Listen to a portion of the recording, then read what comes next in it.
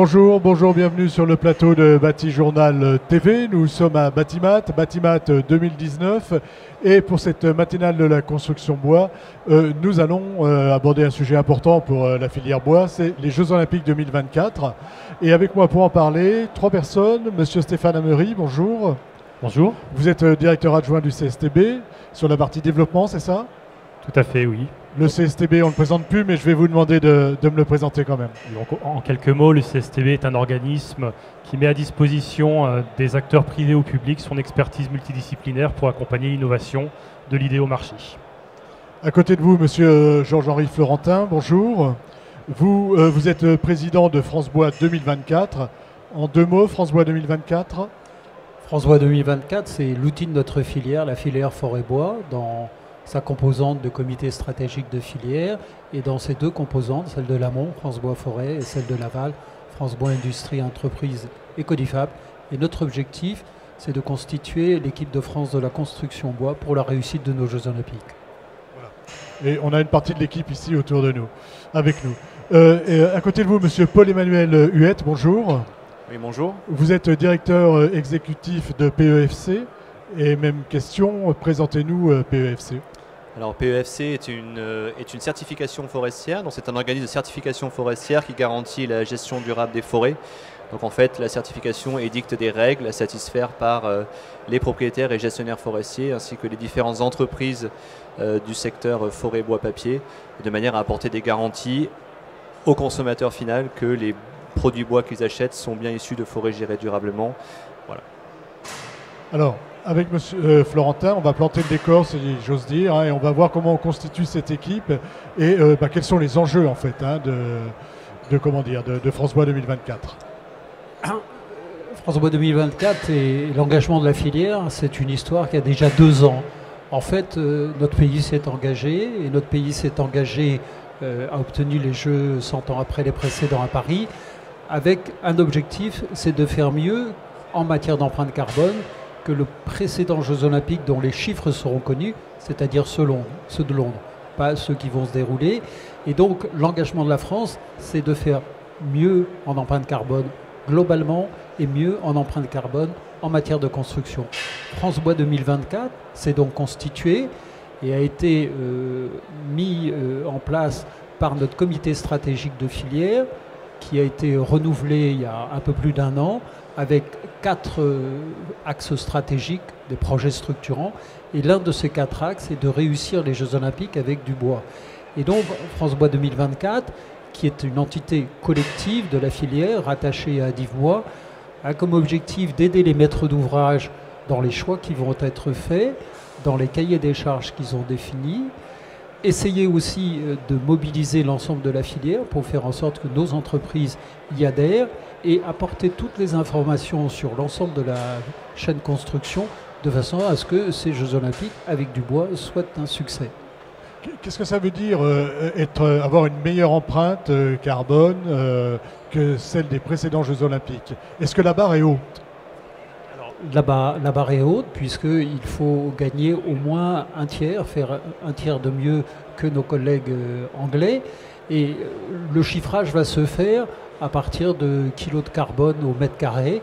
Donc des seuils ont été fixés, 500 et 700 kilos par mètre carré, selon qu'on sera en dessous ou au-dessus de 28 mètres. Donc ce sont les éléments, mais bien entendu, dans les cahiers des charges, il y a tout un tas d'autres exigences. D'abord des exigences de rapidité, de sécurité sur la fin des chantiers, parce qu'on ne peut pas reporter une séance inaugurale. Ensuite, des éléments qui vont servir à l'héritage. L'héritage, ça peut être aussi bien l'économie solidaire et sociale que l'utilisation des matériaux biosourcés, dont le bois, matériau éco-sourcé par excellence, pour répondre à ces enjeux carbone. Et puis, il y a un impératif économique, c'est-à-dire qu'il faut faire en sorte que l'argent que la France va mettre dans cette opération, les sommes ne soient pas dépassées. Donc vous voyez que ça constitue un certain nombre de contraintes un ensemble très, très et que vaste, nous essayons de résoudre. Pardon. Un ensemble très vaste et des contraintes importantes pour l'ensemble des acteurs qui s'agrègent autour de vous. Avec des chantiers importants, puisque on estime estime à peu vous près... demander. En termes de chantier, pour le bois, qu'est-ce que ça représente aujourd'hui? Alors, les chantiers vont représenter à peu près 300 000 m². Alors, il y a d'abord le village olympique dans la région de Saint-Denis. Et puis il y a le village des athlètes dans la région de Duny, le Bourget. Dans le timing, la temporalité qui a été retenue, d'abord a été lancée notamment par la Solideo, qui est l'entreprise maître d'ouvrage de ces opérations, des appels d'offres sur le village olympique. Ils sont en cours, les décisions vont intervenir dès ce mois de novembre et les premiers permis de construire seront déposés au mois d'avril. Donc là, on est un peu dans la phase finale pour les bâtiments des athlètes et on est en train de démarrer les appels d'offres sur les bâtiments donc, des médias. Mais il y a aussi d'autres réalisations comme un aréna, comme des piscines olympiques et comme le nautique qui est à Marseille et où le bois peut se placer. Et le bois peut se positionner là-dessus. On va partir, on va aller au CSTB avant d'aller voir PEFC. Au CSTB, qu'est-ce que... Alors, et déjà, est-ce que vous voulez ajouter tous les deux quelque chose par rapport à ce qui vient d'être dit sur les enjeux? Oui, alors peut-être en introduction de mon introduction, Georges Jory faisait le constat qu'il y a un certain nombre d'enjeux associés à la construction de ces ouvrages, des JO 2024, et un en particulier qu'il va falloir tenir, c'est celui de la temporalité. Les JO, c'est en 2024, c'est pas en 2025, donc il va falloir se mettre en capacité de mettre à disposition l'ensemble des bâtiments et des ouvrages aux dates fixées. Et pour cela, il faut que l'ensemble de la filière construction, qu'elle soit filière bois ou autre, se mette en ordre de marche pour pouvoir répondre à cet enjeu fondamental. Voilà. Sur les enjeux? Oui, rajouter en termes d'enjeux, des enjeux forts en termes d'origine des bois, de gestion durable des forêts, puisque aujourd'hui la barre est haute, comme le disait Georges-Henri Florentin. Les précédents Jeux Olympiques, notamment à Londres, ont également vu des avancées très importantes en termes de garanties apportées que les constructions, dans le cas des JO, soient toutes issues les constructions bois soient toutes issues de forêts gérées durablement. Donc voilà, la barre est haute puisqu'aujourd'hui la Solideo demande de manière expresse que la totalité des bois utilisés soient issus de forêts gérées durablement, donc de forêts certifiées. Et donc nous, en tant que PEFC, organisme de certification, qui devons justement assurer l'équilibre entre les composantes environnementales, sociétales et économiques. Cet équilibre, c'est vraiment quelque chose qui est fortement recherché par la Solideo dans le cadre des Jeux Olympiques. Et donc nous, effectivement, on entend justement mobiliser l'ensemble de la filière de manière très pratique, justement pour pouvoir répondre à ces attentes qui sont aujourd'hui de plus en plus importantes. À Londres, on était à 100% de bois certifié forêt durable. Tous les composants effectivement en bois devaient apporter des garanties de ce point de vue-là. Oui. Si vous voulez, on a un double enjeu. On a un enjeu 100% de bois provenant de forêts gérées durablement. C'est absolument impératif. Et aussi, sur la question des circuits courts, on a un enjeu qui est d'utiliser le bois de la forêt française. Et donc, la Solideo, dans ses cahiers des charges, a fixé un minimum de 30%. Et puis nous, en filière, dans notre engagement, et 4 ministres ont signé, on ambitionne de faire au moins 50% de bois français, à la fois dans le gros œuvre, à la fois dans le second œuvre, et bien sûr dans les éléments complémentaires des équipements qui pourraient être faits, et dans le mobilier. Et donc, nous travaillons actuellement en regroupant nos collègues de PFC, comme vient de le dire Paul-Emmanuel, nos collègues de FSC pour les bois qui proviendraient majoritairement de l'étranger, et puis Bois de France qui met en place un système pour attester de la provenance de forêts françaises. Et il est important qu'à la fin des JO, on puisse attester, oui, 100% proviendra de la forêt française, oui, pardon, 100% proviendra de forêt gérée durablement, et avec au moins une préférence 50%. Voilà, c'est ça.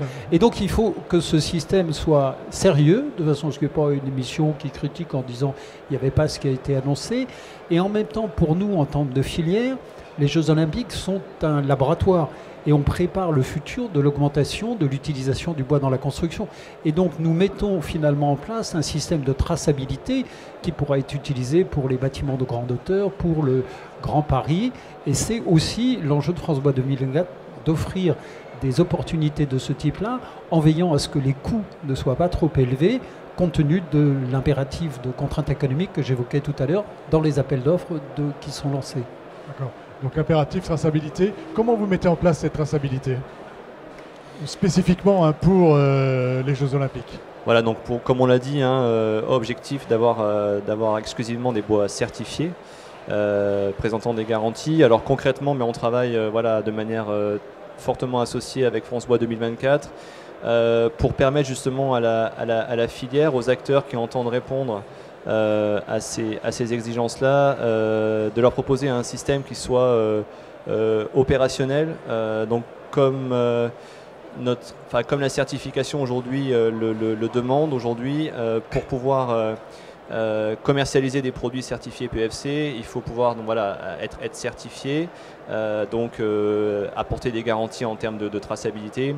Et donc le système sur lequel on travaille, c'est un système qui permettra aux différents acteurs concernés, notamment aux fabricants de charpentes, de menuiseries, qui sont dans la très grande majorité certifiés, de pouvoir renseigner tous les flux de bois qui vont pouvoir alimenter ensuite les différents lots des Jeux Olympiques, et de pouvoir, au travers d'un système de traçabilité dédié qu'on est en train de construire, apporter ces différents éléments de réponse aux maîtres d'ouvrage. Chacun ira apporter l'information sur, j'imagine que c'est numérique, sur un site dédié, sur un système dédié, où on ira reporter les éléments liés au bois qu'on utilise, c'est ça? C'est le principe, tout à fait, oui. C'est le principe. On travaille sur un système qu'on appelle le système de la blockchain et qui devrait apporter une réponse au niveau pratique. Donc il y a cet enjeu d'attestation, traçabilité. Nous avons aussi un enjeu de formation. Il va falloir apporter à certaines entreprises qui n'ont pas l'habitude de notre matériau les formations ponctuelles sur le terrain pendant les chantiers de quelques jours dans ce domaine-là. Et puis nous avons aussi à mobiliser les entreprises extérieures à la filière bois qui n'ont pas l'habitude de travailler avec notre matériau, qui travaillent avec le matériau concret.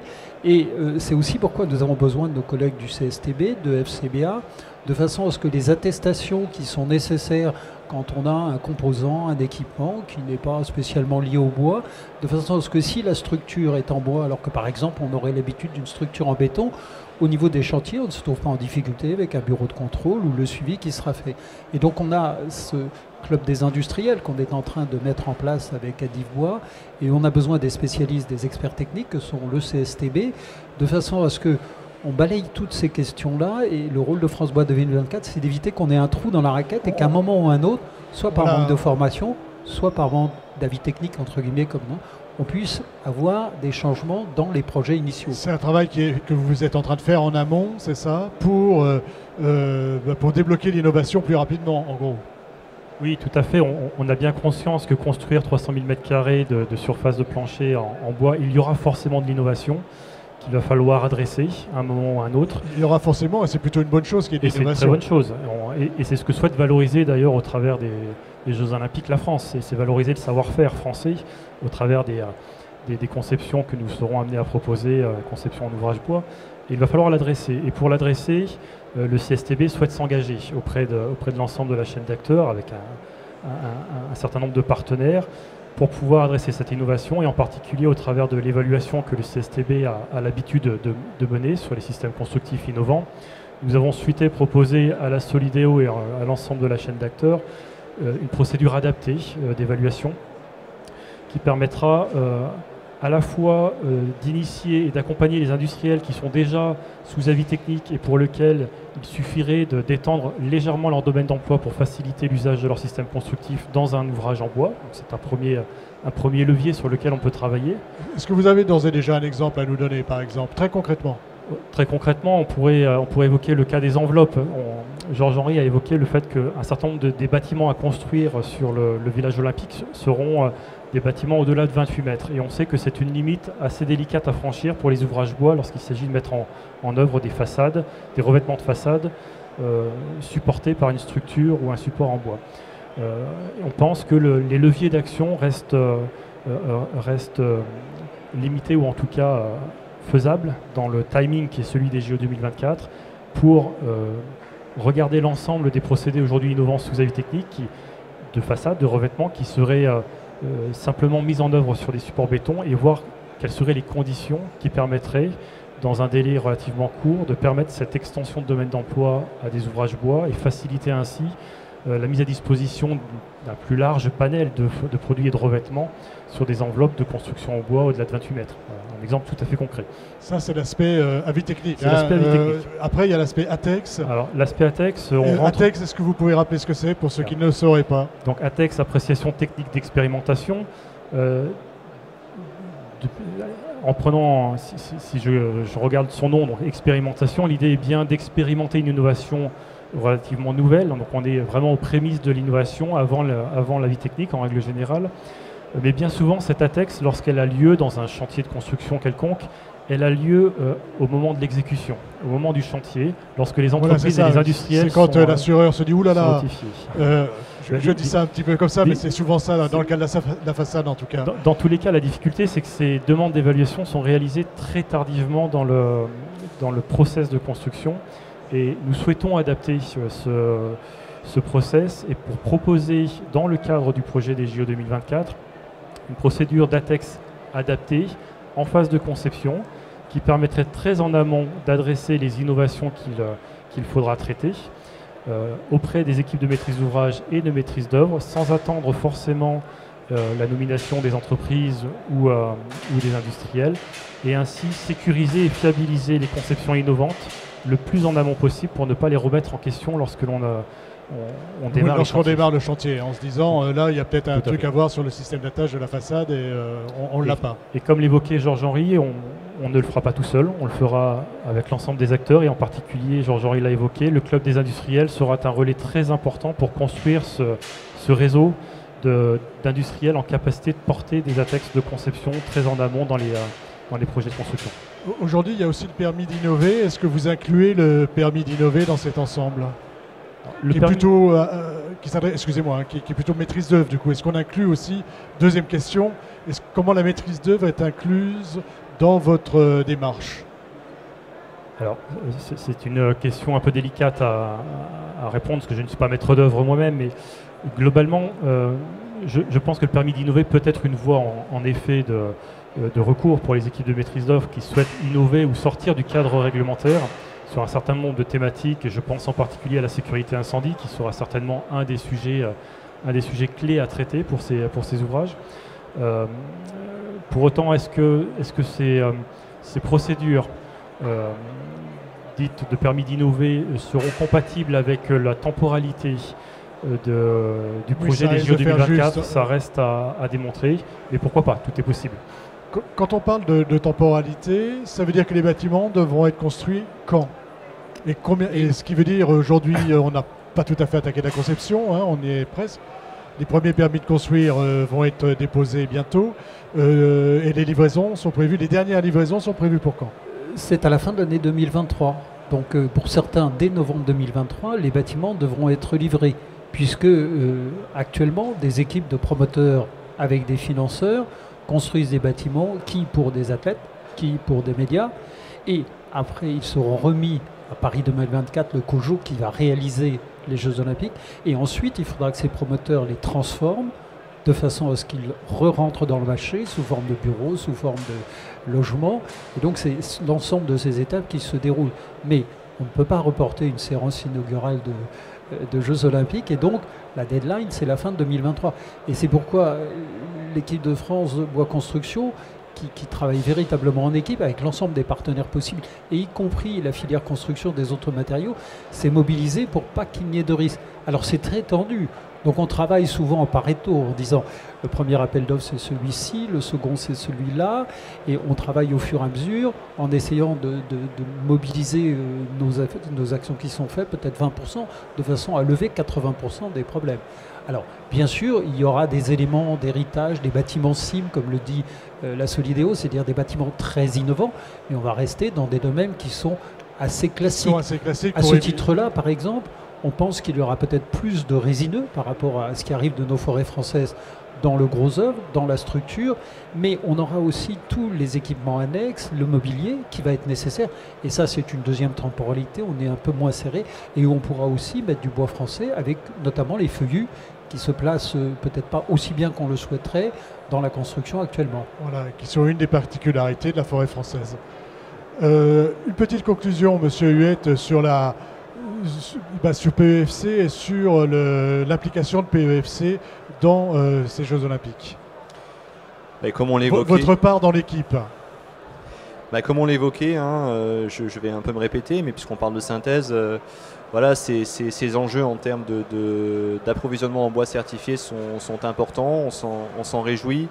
On entend être aux côtés des professionnels, aux côtés des entreprises, justement pour les accompagner à la satisfaction de ces objectifs-là, de manière très, très pratique, en trouvant des solutions blockchain ou autres relativement innovantes. Mais l'idée, effectivement, c'est d'être dans ce mouvement de la construction bois responsable, en accompagnant les acteurs et en jouant notre rôle, effectivement, qui est la promotion de cette gestion durable et responsable à l'échelle du territoire français, mais également au niveau de tous les bois qui pourront servir il n'y a pas que le bois français, en provenance d'autres provenances.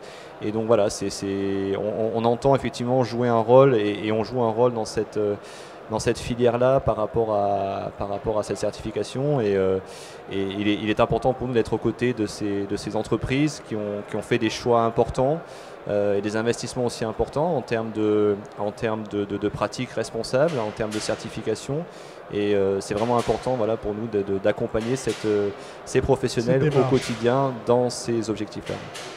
Un petit mot de conclusion du côté du CSTB. Qu'est-ce qu'on n'a pas dit que vous aimeriez dire en 30 secondes, même pas? Qu'est-ce qu'on n'a pas dit? Je pense qu'on l'a déjà dit, mais on voit bien que les enjeux sont importants pour la construction bois. On est en train de préparer l'avenir. L'ambition est belle, et tout simplement le CSTB, dans ce cadre-là, souhaite s'engager auprès de l'ensemble de cette chaîne d'acteurs pour faire de ces JO 2024 une réussite et qu'elle soit le plus en bois possible. Une conclusion rapide. Je dirais qu'on fait des Jeux Olympiques tous les 100 ans. Les derniers, Paris, c'était il y a 100 ans. Et on travaille sur le matériau du 21e siècle. Et j'étais il y a un mois en Norvège, où ils viennent de construire le plus haut bâtiment du monde actuellement, parce qu'il arrive à 85 mètres de haut, en bois. Et eux ont démarré aux Jeux Olympiques d'hiver en 1994 à Lillehammer. Ils nous ont dit, on a fait des équipements en bois, on y croit. Et maintenant, on sait que la France, sur les Jeux Olympiques de 2024, va aussi lancer le booster sur tous les bâtiments, et nous ont souhaité bonne chance. Donc bonne chance pour notre matériau. Voilà, donc vous êtes soutenu et parrainé par la Norvège. Merci beaucoup d'être venu sur le plateau de Bâti Journal TV nous parler donc de France Bois 2024.